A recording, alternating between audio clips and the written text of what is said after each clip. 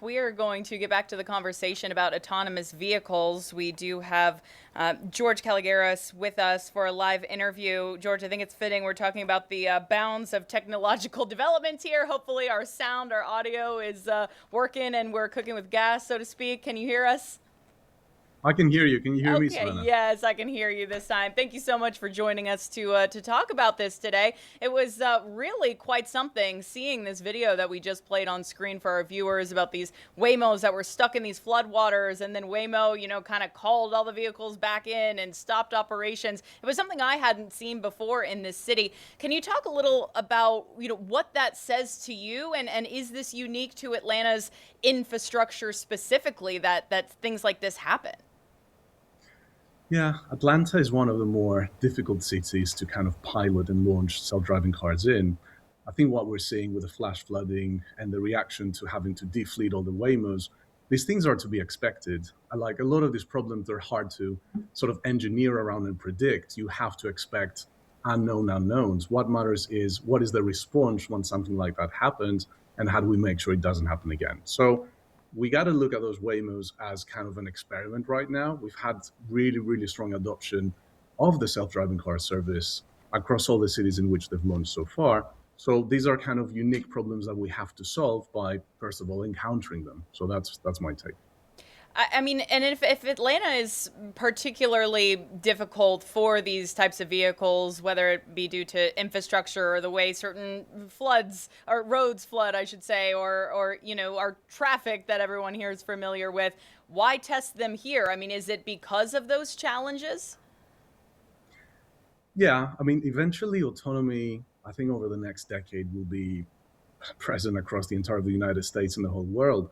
But what Atlanta presents, which is unique, is you have a very dense urban center, but at the same time, very much suburban sprawl. So another interesting problem that the locals in Atlanta have encountered is Waymos have to spend a lot of time in the suburban areas around cul-de-sacs where they're hoping to sort of catch a ride.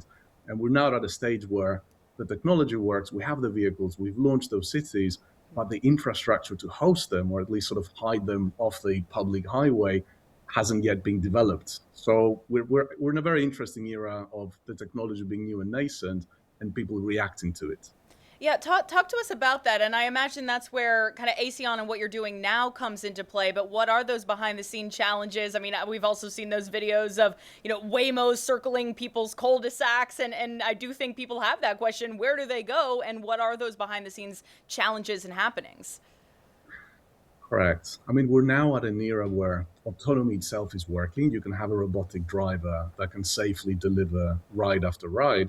Autonomy is now about infrastructure. And what people probably don't understand is it's a beautiful, fully autonomous experience on the road. But the second the vehicle needs any level of servicing, that vehicle has to drive to a warehouse where people plug it into charge, they vacuum the floors, they wipe the seats, they do exterior inspections, they do a data sync and a reboot. And these things happen actually 3 times a day. It poses a question around traffic. Prediction is if we currently increase the fleets at the rate that we are, traffic in the city center is going to increase. Atlanta definitely doesn't need any more traffic. Here in California, a Waymo's life, 44% of it is spent traveling empty.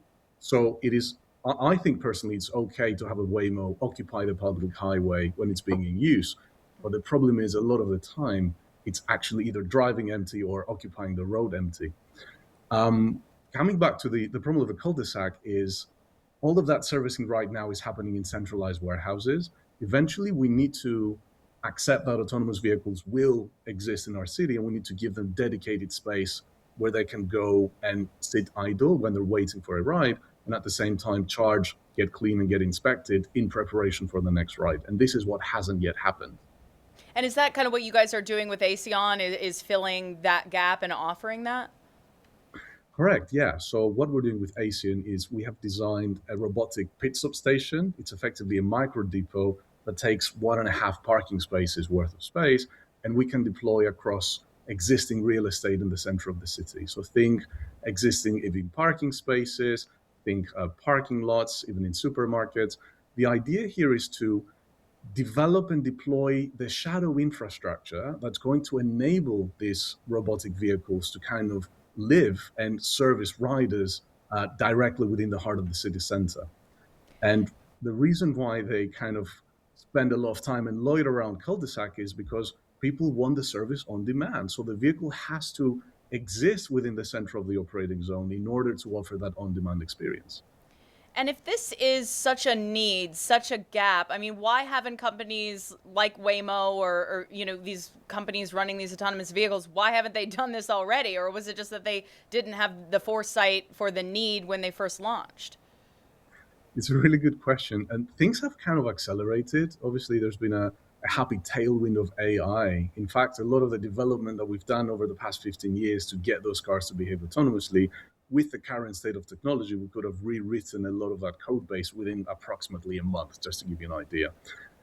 The service first launched in San Francisco, and only within 3 years, 1 in 4 rides, let's call them Uber rides in the center of the city, are actually autonomous just from a single company. So I think all these operators landed on a ton of adoption and traction, and they had to go into new markets and scale by any means possible. Oftentimes, they're using propane generators just to refuel those vehicles and give them the ability to deliver those rides. So I think we're just at the beginning of an inflection point of scale. We're going to see a lot more autonomous vehicles on the road, effectively competing with also human drivers and taxi services.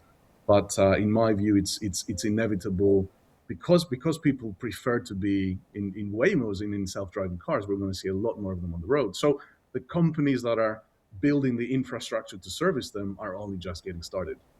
Yeah. George, I'm curious. I mean, how much are these companies even making? When you look at how much gas prices even are right now, well, I guess the autonomous electric vehicles don't have to worry about that. But I mean, you're looking at things like traffic. They're sitting in traffic, having to go to these warehouses. Are some of those profits lost, and are they making enough? Is there more to scale here? It's a really good question. And for autonomy to unlock the societal value that it promised, it needs to reach economic parity with ride hailing and eventually become cheaper. Right now, just to give you the example of Waymo that has to publicly report, across 11 markets, they're losing about $3 billion a year. Ooh. And the other example is that Waymo generates approximately, let's say, about $300 in a day, and around $200 of that is spent just on those human operations. There's a lot of people in the back end that are servicing those vehicles multiple times a day, and that's what people maybe are not aware of.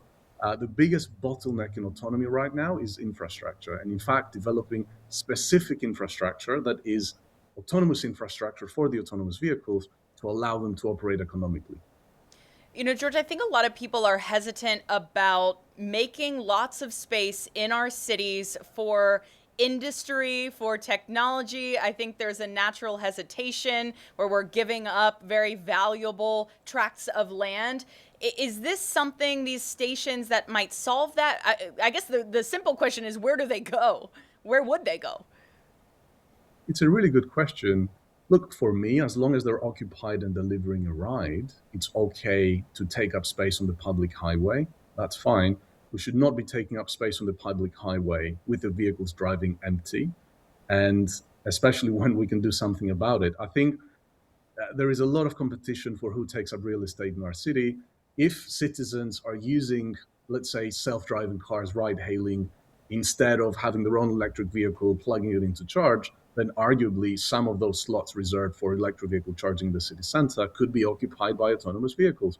And our product effectively deployed right on this existing base, where instead of just charging those AVs, we can clean them, inspect them, reposition lost and found items. We can do all sorts of tasks that the vehicles need for them to continuously operate. So I think the argument of where do they live, it's they're going to live alongside other electric vehicles. They're just going to be shared, and they're just not going to have an owner or a driver. Yeah, as we wrap up, let's talk about what that future looks like for people who didn't think they'd ever see something like this 10 years ago. And now, most of us have by this point. It's something that we've so quickly become accustomed to. What milestones, do you think are next? What should we be looking for or expecting next as this all develops in our city and across the country? Yeah, it's a great question. All these companies, and there's now multiple operators joining the race, they're going to be scaling like effectively pilot level trials across all of the major US metros. The interesting thing over the next 2 to 3 years is we're going to start to see the ramp up of volume. We're going to see a lot more of these cars in the center of our streets. The only thing that's holding that back is it's not technology. Again, it is infrastructure. In order to be able to deploy more of these self-driving cars at the center of the road, we just need more places where we're able to do their daily maintenance, because that's the thing that keeps them going profitably. Yeah, yeah. Anything else, George, you want to add or mention before we let you go here? No, this is it. I think it's a super interesting space. The analogy here is we live in an era where we have the effective Boeing and Airbus that created the airplane. It's a new industry. The airlines are now being built. These are the companies that will operate those vehicles in the center of the cities. And ACN Labs is operating in the very new space, which is designing the airports that will allow the airlines to operate. Yeah. Well, fascinating stuff. The future is here and it is adapting quickly. George, thank you for your time.